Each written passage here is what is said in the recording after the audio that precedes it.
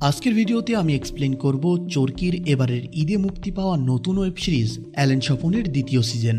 তো চলুন শুরু করি। প্রথমে আপনাদেরকে প্রথম সিজনের গল্পটা একটু মনে করিয়ে দিই। অ্যালেন স্বপন হলো একজন ড্রাগ ডিলার। অ্যালেন আর তার বন্ধু স্বপন মিলে আন্ডারওয়ার্ল্ডের সব মাদকের কারবার হ্যান্ডেল করত। স্বপনের আরেক পার্টনার ছিল বধূ। 18 সালে যখন সরকার মাদকের বিরুদ্ধে যুদ্ধ ঘোষণা করল, তখন শুরু হয় ধরপাকড় এবং অভিযান। এই অভিযান থেকে বাঁচতে স্বপন একটা বুদ্ধি বের করে। স্বপনের আরেকজন যমজ ভাই ছিল, তার নাম শামসুর রহমান। সে ঢাকাতে থাকতো ফ্যামিলি নিয়ে। স্বপন বুদ্ধি করে তার ভাইকে ডেকে নিয়ে এসে মেরে ফেলে আর তার বেশ ধরে ঢাকায় চলে যায়। আর সে নিজের পরিচয় দেয় যে সে হলো শামসুর রহমান। কিছুদিন যাওয়ার পরে শামসুর রহমানের বউ শাইলা বুঝে ফেলে যে এটা তার স্বামী না, এটা হলো অ্যালেন স্বপন। স্বপন তখন তার পরিচয় দিয়ে বলে তার ভাই তাকে বাঁচাতে গিয়ে মারা গেছে, সে এখন থেকে রোজি আর শাইলার দায়িত্ব নেবে। এদিকে স্বপন মারা যাওয়ায় স্বপনের বন্ধু বধূ অনেক চিন্তায় পড়ে যায়। তার আর স্বপনের ব্যবসায়িক সব টাকা পয়সা ছিল স্বপনের কাছে। বধূ কোনোভাবে স্বপনের যমজ ভাইয়ের খোঁজ পেয়ে ঢাকায় চলে আসে। স্বপনের যে একটা বড় ছেলে ছিল জাদু, সে তার চাচার খোঁজেও ঢাকায় আসে। কিন্তু সে তার চাচার খোঁজে ঢাকায় এসে সে তার বাপকে চিনে ফেলে, কিন্তু সে বিষয়টা গোপন রাখে। কিন্তু বধূর শামসুর রহমানকে দেখে মনে হচ্ছিল যে এটাই হলো অ্যালেন স্বপন।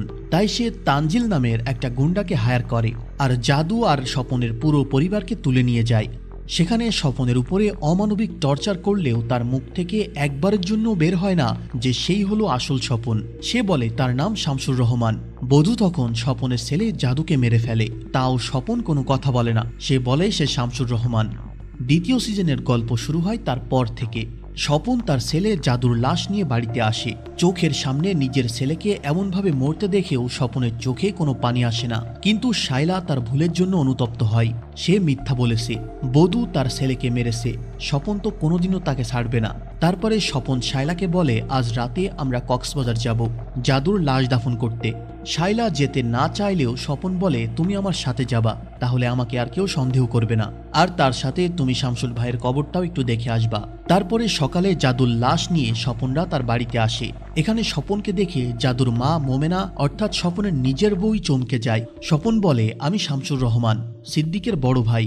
আমি জাদুর চাচা, মানে অ্যালেন স্বপনের আরেক নাম ছিল সিদ্দিক। শাইলাকেও তার বউ হিসেবে পরিচয় করিয়ে দেয়। জাদুর লাশ দেখে তার মা তো কান্নায় ভেঙে পড়ে। স্বপন তখন সবার সামনে তার নাম শামসুর রহমান পরিচয় দিয়ে বলে যে জাদুর রাস্তা ক্রস করতে যেয়ে ফোনে কথা বলছিল, আর ওই সময় একটা গাড়ি আসে আর তার সাথে অ্যাক্সিডেন্ট হয়ে যায়। তারপরে জাদুর জানাজা হয়ে লাশ দাফন করে দেয়। এখানে শামসুর রহমানকে দেখে সবাই বলাবলি করছিল সে একদম জাদুর বাপ সিদ্দিকের মতো দেখতে। তখন এলাকার একজন মুরব্বী স্বপনকে বলে জাদু মারা যাওয়ার পর তার মা অনেক একা হয়ে গেল, এখন তার দায়িত্ব তো আপনাকেই নিতে হবে, আপনি ওরে দেখে শুনে একটা বিয়ে দিয়ে দেন। আর এলাকার মানুষ বলাবলি করছে যে সিদ্দিকের যে বন্ধু ছিল বধূ, তার সাথে নাকি জাদুর মায়ের সম্পর্ক আছে। বধূ তার ছেলেকে মেরেছে, আবার তার বউয়ের সাথেও ঝামেলা করছে। স্বপন তো প্রতিশোধ নিবে। তারপরে স্বপন যায় মন্টুর সাথে দেখা করতে। মন্টু তো স্বপনকে দেখে অজ্ঞান হয়ে যায়। সেভাবে এটা কোনো ভূত হবে, কারণ সে স্বপনকে কবর দিতে দেখেছে। তারপরে স্বপন তার জ্ঞান ফিরিয়ে বলে যে সে স্বপন না, সে শামসুর রহমান, স্বপনের বড় ভাই। স্বপন তখন বলে যে তার সাথে বধূর একটা ডিল আছে, তাই সে অ্যালেনের সাথে দেখা করতে চায়। তখন মন্টু স্বপনকে অ্যালেনের ডোরায় নিয়ে যায়। সেখানে গার্ডরা অস্ত্র নিয়ে দাঁড়িয়েছিল, জায়গাটা অনেক হাইলি সিকিউর। তখন সেখানে অ্যালেন আসে। অ্যালেন তখন স্বপনকে বলে আমি আপনার পরিচয় জানি, আপনি স্বপনের বড় ভাই শামসুর রহমান। তখন স্বপন তাকে বলে আমি আপনার কাছে এসেছি ইনসাফের জন্য, বধূ আমার ভাতিজাকে খুন করেছে, তাই স্বপন অ্যালেনের কাছে বিচার চায়। অ্যালেন তখন বলে কিন্তু আপনি তো ভুল জায়গায় এসেছেন, বধূও তো আমারই লোক। অ্যালেন তখন স্বপনকে মারার জন্য বন্দুক বের করে। এদিকে শাইলা রাতে তার স্বামী শামসুর রহমানের কবরের কাছে আসে আর সে মাপ চায়। নিজে নিজে অনেক অনুতপ্ত হয়। সে তার মেয়েকে বাঁচানোর জন্য এবং কিছুটা লোভে পড়েও স্বপনের সাথে এখন সংসার করছে। তখন সেখানে জাদুর মা আসে আর শাইলাকে বলে যে ওখানে আমার স্বামী স্বপনের কবর। জাদুর মা তখন স্বপনের কবর লক্ষ্য করে গালি দিতে থাকে, কারণ সে তাকে অনেক নির্যাতন করত। শাইলা তখন তাকে থামিয়ে দেয়, কারণ শাইলা তো জানে ওখানে আসলে কার কবর। এখানে শাইলার আচরণে মোমেনার একটু সন্দেহ হয়, তাই সে শাইলাকে জিজ্ঞাসা করে যে আপনি কি আমার কাছ থেকে কিছু লুকাচ্ছেন। শাইলা বলে যে না, সে কিছুই লুকাচ্ছে না। ওদিকে অ্যালেন স্বপনকে সন্দেহ করে, তার মনে হয় এটা শামসুর রহমান না, তাই সে স্বপনের উপরে গুলি চালাতে থাকে। তখন স্বপন বাধ্য হয়ে তার পরিচয় দেয় যে সেই হলো আসল স্বপন। তখন অ্যালেন স্বপনকে জিজ্ঞাসা করে যে তোর আসলে প্ল্যান কি। তুই নিজের জন্য তোর নিজের ছেলেকে মেরেছিস। তখন স্বপন বলে যে সে এখন একেবারে ক্লিন, এখন কেউ তাকে চেনে না, সে এখন সবার সামনে বুক ফুলিয়ে হেঁটে বেড়ায়, এখনও সে সব ক্রাইম করে বেড়ায়, কিন্তু কেউ তাকে ধরতে পারে না, কারণ সে তো এখন আর অ্যালেন স্বপন না, সে এখন শামসুর রহমান। স্বপন এখন ব্যবসা করতে চায়, সে রাজনীতি করবে, তাই অ্যালেনকে বলে তার সাথে থাকতে, আর সে বধূকে মেরে ফেলতে চায়। কিন্তু অ্যালেন তো টাকা ছাড়া এক পাও নড়বে না। তখন স্বপন তাকে 10 কোটি টাকার অফার করে, আর অ্যালেন এতে রাজি হয়ে যায়। অ্যালেন তখন স্বপনকে একটা কার্ড দিয়ে বলে এই অফিসে গিয়ে টাকা দিয়ে আসতে। স্বপন তখন টাকা নিয়ে সেই অফিসে যায়, আর সেই ভিজিটিং কার্ডটা বক্সের ভিতরে রেখে বসে থাকে। এই অফিসটা মূলত ছিল একটা আর্ট গ্যালারি, কিন্তু এই সবের আড়ালে তারা সব ক্রাইম বিজনেস হ্যান্ডেল করে। তখন একজন লোক এসে টাকা নিয়ে চলে যায়। তখন অ্যালেন ফোন করে বধূর ঠিকানা স্বপনকে জানিয়ে দেয়। বাড়িতে এসে স্বপন শায়লাকে জিজ্ঞাসা করে জাদুর মা কি কোনো কিছু বুঝতে পেরেছে, সে কি আমাকে সন্দেহ করছে। শায়লা বলে যে না, সে কোনো সন্দেহ করেনি। তারপরে স্বপন চলে যায় বধূকে মারতে। বধূ স্বপনকে দেখে বলে আমি জানতাম তুই অ্যালেন স্বপন। স্বপন বলে যে হ্যাঁ, তুই যে জানতিস এটা আমি জানতাম, কিন্তু আমি যে জানতাম এটা আবার তুই জানতিস না। এই সিনটাই কিন্তু আমরা প্রথম সিজনের শেষে দেখেছিলাম। তখন স্বপন বধূকে মেরে ফেলে। তারপরে স্বপন আসে তার বাড়িতে, মানে জাদুর মায়ের কাছে। স্বপন এখানে শামসুর রহমান হয়ে অভিনয় করে, মানে নিজের বাড়িতে নিজের বউয়ের সাথে অভিনয় করছে। তো যাই হোক, স্বপন তখন জাদুর মাকে অন্য জায়গায় বিয়ে দেওয়ার অফার দেয়। মোমেনা বলে যে তার স্বামী মারা গিয়েছে 6 মাসও হয়নি, এখন তার ছেলে মারা গেল, এখন কিভাবে সে তার সাথে বিয়ের কথা বলছে। তারপরে খেতে বসে মোমেনা বলে যে আমার মনে হয় যে তুমি শামসুর রহমান না, তুমি অ্যালেন স্বপন, তুমি স্বীকার করো যে তুমি স্বপন। স্বপন বলে যে না, সে শামসুর রহমান, সে স্বপন না। কিন্তু মোমেনা তার কোনো কথা শুনতে চায় না। সে জোর করে স্বপনের পিঠে জন্মদাগ দেখতে চায়। আসল যে স্বপন, তার পিঠে জন্মদাগ ছিল, আর শামসুর রহমানের কোনো জন্মদাগ ছিল না। মোমেনা তখন জোর করে স্বপনের জন্মদাগ দেখে আর বলে যে আমি জানতাম যে তুমি অ্যালেন স্বপন। স্বপন বলে যে মানা করছিলাম এমনটা করতে। স্বপনের তখন মাথা গরম হয়ে যায়, আর স্বপনের একবার মাথা গরম হয়ে গেলে তার তো না শুলে ঠান্ডা হয় না। তারপরে দেখা যায় শায়লার সাথে মোমেনা ফোনে যোগাযোগ করে। শায়লা হয়তো আগে থেকেই স্বপনের পরিচয় মোমেনাকে বলে দিয়েছিল, তাই সে চিনতে পেরেছে। এটা আবার স্বপনের সন্দেহ হয়, তাই স্বপন ঠিক করে যে সে মোমেনাকে মেরে ফেলবে। মোমেনা তখন শায়লার সাথে কথা বলছিল, তখন স্বপন আসে মোমেনাকে মারতে। মোমেনা বাঁচার চেষ্টা করলেও পারে না, সে মোমেনাকে মেরে ফেলে। ফোনের মধ্যে শায়লা বুঝতে পারে যে এমন একটা কিছু হয়েছে। তারপরে স্বপন মোমেনার লাশকে কবর দিয়ে বাড়িতে আসে। শায়লা তখন জিজ্ঞাসা করে যে মোমেনা তার সাথে আসেনি। স্বপন বলে যে না, ও আসবে না, সে গ্রামেই থাকবে। শায়লা বুঝতে পারে যে তার সাথে হয়তো খারাপ কিছু ঘটেছে, কিন্তু শায়লা এটা মুখ ফুটে বলতে পারছিল না। স্বপন তখন বলে তোমাদের দুজনের মধ্যে তো ভালোই কথা হয়। শায়লা বলে কই কথা হয়, কথা বলতে বলতে কাল তো ফোন অফ হয়ে গেল। স্বপন তখন বলে তুমি ওরে আর কোনোদিনও ফোন দিবা না। সতীনে সতীনে এত ভালোবাসা কিসের, সতীনে সতীনে হবে মারামারি গন্ডগোল, আর তোমার আমার সম্পর্ক হলো গিভ অ্যান্ড টেক, আর এটাই থাকতে দাও। তারপরে স্বপন আবার সেই অফিসে যায় যেখানে সে টাকা রেখে দিয়েছিল। স্বপন সেখানে দায়িত্বে থাকা লোককে বলে যে সে তাদের বসের সাথে দেখা করতে চায়, কিন্তু তারা দেখা করতে দেয় না, উল্টো আরও তাকে সেখান থেকে বের করে দেয়। এদিকে শায়লা থানায় যায় স্বপনের নামে মামলা করতে, কিন্তু সে স্বপনকে অনেক ভয় করত, আর সে ভয়তে মামলা করতে পারে না, সেখান থেকে চলে আসে। কিন্তু আসার সময় একজন উকিলের সাথে তার কথা হয়। শায়লা উকিলকে কিছু বলতে চাচ্ছিল না। উকিল জোরাজুরি করলে সে আকার ইঙ্গিতে বোঝানোর চেষ্টা করে যে তার একটা খালাতো বোনের সাথে এমন একটা ঘটনা ঘটেছে। তার খালাতো বোনের হাজবেন্ডরা 2 যমজ ভাই, 2 জন একদম একই রকম দেখতে, কিন্তু তার হাজবেন্ড তার ভাইকে মেরে তার বউয়ের সাথে সংসার করছে। তাছাড়াও সে বিভিন্ন অপরাধের সাথে জড়িত। উকিল তখন এইসব শুনে একটা বুদ্ধি দেয় যে তাকে তো বিষ খাইয়ে মেরে ফেলা ছাড়া আর কোনো উপায় নেই। তারপরে স্বপন আবার সেই অফিসে যায়, সেখানে সে একটা ভিজিটিং কার্ড নিয়ে বক্সের ভিতরে ফেলে রেখে চলে আসে। এদিকে শায়লা বিষ কিনে নিয়ে বাড়িতে আসে, আর সে চায়ের মধ্যে বিষ মিশিয়ে স্বপনকে খেতে দেয়। তবে স্বপন মুখে দিয়ে খেতেই যাবে, সেই সময় অ্যালেন চলে আসে তার সাথে দেখা করার জন্য। শায়লা তখন অ্যালেনকেও চা দেয়। শায়লাকে দেখে অ্যালেনের ভালো লাগে, সে আবার শায়লাকে টিস করে আর বলে যে আরও 1 কাপ চা দিতে। এরপরে অ্যালেন স্বপনকে বলে যে তোর কাছে তো 400 কোটি টাকা আছে। স্বপন স্বীকার করে না, বলে এত টাকা পেলে তো আমি ঢাকা শহরই কিনে নিতাম। অ্যালেন তখন বলে তাকে 100 কোটি টাকা দিতে। স্বপন বলে যে 100 কোটি টাকা সে কোথায় পাবে, তার কাছে কোনো টাকা নেই। অ্যালেন তখন বলে তুই যদি টাকা না দিস তাহলে আমি সবাইকে বলে দেব যে তুই হচ্ছিস আসল স্বপন, আর সাথে সাথে সে পুলিশকে ফোন দেয় দিয়ে স্বপনের ব্যাপারে বলতে যাবে। স্বপন দেখে যে অবস্থা খারাপ, সে রাজি হয়ে যায়। তখন স্বপন উঠে যায় বিয়ার খেতে আর বলে আমি তোকে টাকা দিব, কিন্তু 20 বছর ধরে অল্প অল্প করে টাকা দিব, যাতে তুই আমাকে ব্ল্যাকমেইল না করতে পারিস। কথা বলতে বলতে স্বপন হুট করে বন্দুক বের করে অ্যালেনকে মারতে যায়, কিন্তু অ্যালেনের সাথে হাতাহাতি হলে স্বপনের হাত থেকে বন্দুক পড়ে যায় আর অ্যালেন তাকে গান পয়েন্ট করে। তখন শাইলা সেখানে চা নিয়ে চলে আসে আর অ্যালেন তার হাত থেকে চা নিয়ে 2-1 চুমুক দেয়। একটু পরে দেখা যায় অ্যালেন নিজেই মাটিতে পড়ে যায়। স্বপন তখন তাকে ধরে ফেলে আর অ্যালেনের মুখ থেকে গ্যাজা উঠে সে সেখানেই মারা যায়। স্বপন বুঝতে পারছিল না যে কি হলো। শাইলা তখন বলে 400 কোটির 50 কোটি আমাকে দিবা আর ঢাকা শহরে একটা বাড়ি কিনে দিবা, যেন সারা জীবন কোনো কাজকর্ম করা না লাগে। আসলে শাইলা চায়ের ভিতরে বিষ মিশিয়ে দিয়েছিল। সে টাকার কথা শুনেই বুঝতে পেরেছিল যে অ্যালেন তার কাছে টাকা নিতে এসেছে। তারপরে স্বপন গিয়ে লাশটা নদীতে ফেলে আসে। এদিকে দেখা যায় সেই অফিসে স্বপন যে ভিজিটিং কার্ড দিয়ে এসেছিল, সেখানকার যে বস সেই কার্ডটা নিয়েছে।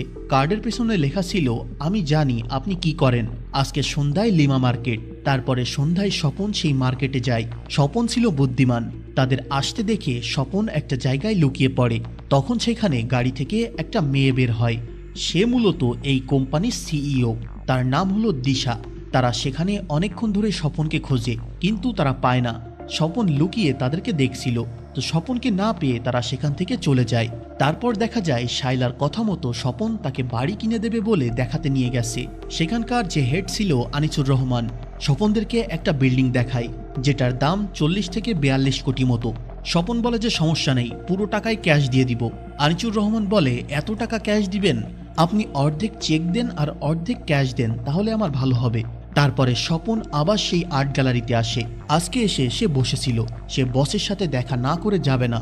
তখন একজন এসে স্বপনকে তাদের বস দিশার রুমে নিয়ে যায়। স্বপন তাকে বলে যে আমার ভাইয়ের কিছু কালো টাকা আছে, আমি সেগুলো সাদা করতে চাই। দিশা জিজ্ঞাসা করে যে কিসের টাকা। স্বপন তখন কাগজে লিখে দেয় যে 400 কোটি। তখন দিশা তাকে বলে যে আমরা এই সব বিজনেস করি না। স্বপন ভুল করছে। স্বপন বলে যে আমার মনে হচ্ছে আপনারা আমাকে বোকা বানাচ্ছেন। দিশা তখন স্বপনকে অপমান করে সেখান থেকে বের করে দেয়। সেখান থেকে ফিরে আসার সময় দেখা যায় স্বপনকে কারা যেন ফলো করছে। স্বপন বাড়িতে এসে দেখে শাইলার ভাই ইকবল এসেছে। শাইলা তো ইকবলকে খুব বকাঝকা করে, কারণ ইকবল তানজিলের সাথে হাত মিলিয়ে স্বপনকে ধরে নিয়ে অনেক মেরেছিল। স্বপন আসলে ইকবল তার কাছে মাপ চায়। স্বপন তাকে মাপ করে দেয় আর বলে সামনের মাসে তার অফিসে ইকবলের একটা চাকরির ব্যবস্থা করে দেবে। তখন শাইলা স্বপনকে বলে তুমি কি সত্যি ওরে চাকরির ব্যবস্থা করে দিবা? স্বপন বলে শত্রু দূরে থাকার চেয়ে চোখের সামনে থাকা অনেক ভালো। পরের দিন সকালে স্বপন অফিসে যাওয়ার জন্য বের হলে একটা কালো গাড়িতে কয়েকজন লোক এসে তাকে তুলে নিয়ে যায়। তারা তুলে নিয়ে এসে স্বপনকে অনেক মারধর করে। তখন সেখানে দিশা আসে। এরা মূলত দিশার লোক। স্বপন বলে যে আমি জানতাম ম্যাডাম আপনি এইসবের সাথে জড়িত আছেন, কিন্তু আমি যে জানতাম এটা আপনি জানতেন না। দিশা তখন বলে যে টাকা কই? স্বপন বলে শামসুর রহমানের জান চলে গেলেও তার মুখ থেকে একটা কথা বের হবে না, এই জন্য তার সাথে আলোচনার টেবিলে বসতে হবে। দিশা বলে যে টাকা আছে তার প্রমাণ কি? স্বপন বলে আমাকে ছেড়ে দেন, আমি 1 ঘন্টার মধ্যে আপনাকে প্রমাণ দিচ্ছি। তখন দিশা তাকে 1 ঘন্টা সময় দেয়। স্বপন তখন একটা জায়গায় আসে যেখানে অনেক বড় বড় কন্টেইনার রাখা ছিল। সেখানে একটা কন্টেইনারের তালা খুললে দেখা যায় সেখানে সব টাকা। তখন সে দিশাকে ভিডিও কল দিয়ে টাকা দেখায়। এরপরে দিশা তার বসকে ফোন করে বলে যে শামসুর রহমানের ভাই তাকে 20 কোটি টাকা দিয়েছিল, তার ভিতর থেকে 10 কোটি কালো টাকা সে হোয়াইট করতে চায়, তাই এখানে এসেছিল। কিন্তু দিশা বিষয়টা হ্যান্ডেল করে ফেলেছে। দিশা আসলে সবকিছু মিথ্যা বলে, কারণ স্বপন তো এসে বলেছিল যে সে 400 কোটি টাকা হোয়াইট করবে, তার মানে দিশার মাথায় অন্য কোনো প্ল্যান চলছে। তখন আমরা ফ্ল্যাশব্যাকে দিশার একটা অতীত দেখি। দিশার ভাই ব্যাংকের থেকে লোন করেছিল ব্যবসা করার জন্য, কিন্তু সে ব্যবসায় লস খেয়ে যায় আর অনেক ভেঙে পড়ে এবং পাওনাদারদের টাকা শোধ না করায় তাদের ঘরবাড়ি সব ব্যাংকের কাছে নিলাম হয়ে যায়। দিশা তার ভাইকে অনেক করে সান্ত্বনা দেয়, কিন্তু ব্যাংক তো আর শোনে না। ব্যাংক তাদের বাসায় সাইনবোর্ড লাগিয়ে দিতে আসে। দিশা তাদের সাথে কয়েকবার তর্কে জড়ায়, সে কোনোভাবেই সাইনবোর্ড লাগাতে দিবে না। এক পর্যায়ে ব্যাংকের লোকেরা পুলিশ নিয়ে আসে, তাও দিশা তাদের সাইনবোর্ড খুলে ফেলে। এই সব কিছু দেখে তার ভাই রাগে কষ্টে দুঃখে সুইসাইড করে। ছোট ভাইয়ের এমন মৃত্যুতে দিশা অনেক কষ্ট পায়। তারপরে আমরা বর্তমানে দেখি স্বপন দিশার সাথে একটা হোটেলে দেখা করে। সেখানে দিশা স্বপনকে বলে যে আমি আপনার কাজটা করব, আপনার সব কালো টাকা আমি হোয়াইট করে দিব, কিন্তু 50-50 শেয়ার হবে। স্বপন তাদের রাজি হয় না, বলে যে আমি আপনাকে 5% দিব। দিশা তখন কিছু না বলেই গাড়িতে উঠে যায় আর স্বপনকেও তার সাথে নিয়ে সেখান থেকে চলে যায়। তারপরে তারা সেখান থেকে আরো একটা হোটেলে আসে। সেখানে কিছু লোকের সাথে দিশা কথা বলে। তখন শাইলা স্বপনকে ফোন করে। তাদের আজকে সেই বাড়ি নেওয়ার জন্য বায়নার টাকা দেওয়ার কথা ছিল, কিন্তু স্বপন আসেনি। স্বপন বলে যে সে একটা গুরুত্বপূর্ণ মিটিংয়ে আছে, সে আসতে পারবে না। শাইলার তখন রাগ হয়ে যায়। এদিকে স্বপন দিশার সাথেই ঘুরে বেড়াচ্ছিল। দিশা বিভিন্ন জায়গায় যায়, বিভিন্ন ক্লায়েন্টের সাথে মিটিং করে। সে সব জায়গায় স্বপনকে সাথে নিয়ে যাচ্ছিল। তারপরে রাতে ফিরে আসার সময় দিশা স্বপনকে বলে যে এত টাকা মানি এক্সচেঞ্জের মাধ্যমে হোয়াইট করা সম্ভব না, তাদেরকে কোনো একটা ব্যাংকের সহযোগিতা নিতে হবে। তাই দিশা 33% চায়। স্বপন তাতে রাজি হয়ে যায়, কিন্তু সে শর্ত দেয় সারাদিন দিশা যেভাবে চলাফেরা করে, যাদের সাথে ওঠা বসা করে, স্বপন তার মতো হতে চায়। আর সে রাজনীতি করতে চায়, টেকনাফের এমপি হতে চায়। দিশা তার এই প্রস্তাবে রাজি হয়ে যায় যে তাকে সে সাহায্য করবে। এদিকে স্বপন শাইলাকে ইগনোর করায় তার রাগ হয়ে যায়। সে ইকবলকে সাথে নিয়ে সেই ভিলেন তানজিলের সাথে দেখা করে, যারা সিজন 1-এ স্বপনকে ধরে নিয়ে গিয়ে মেরেছিল। শাইলা তাদেরকে বলে যে স্বপনের কাছে 400 কোটি টাকা আছে, ওই টাকাটা আমাদের উদ্ধার করতে হবে। তানজিল বলে স্বপনকে তাহলে তুলে নিয়ে আসি। শাইলা বলে যে না, ওর ইচ্ছার বিরুদ্ধে যে ওর সাথে কিছু করতে পারবেন না। তানজিল তখন বলে তাহলে বাঁকা আঙুলে ঘি না উঠলে আমরা সোজা আঙুলে তুলব। তারপরে স্বপন সেই প্রপার্টি অফিসে আসে আনিসুর রহমানের সাথে কথা বলার জন্য। সে এখানে আনিসুর রহমানকে ব্ল্যাকমেইল করে তার একটা গোপন ভিডিও দেখিয়ে, যেটা দেখে আনিসুর রহমানের চোখ তো কপালে উঠে যায়। সে অন্য একটা মেয়ের সাথে হোটেলে গিয়েছিল রুম ডেট করতে।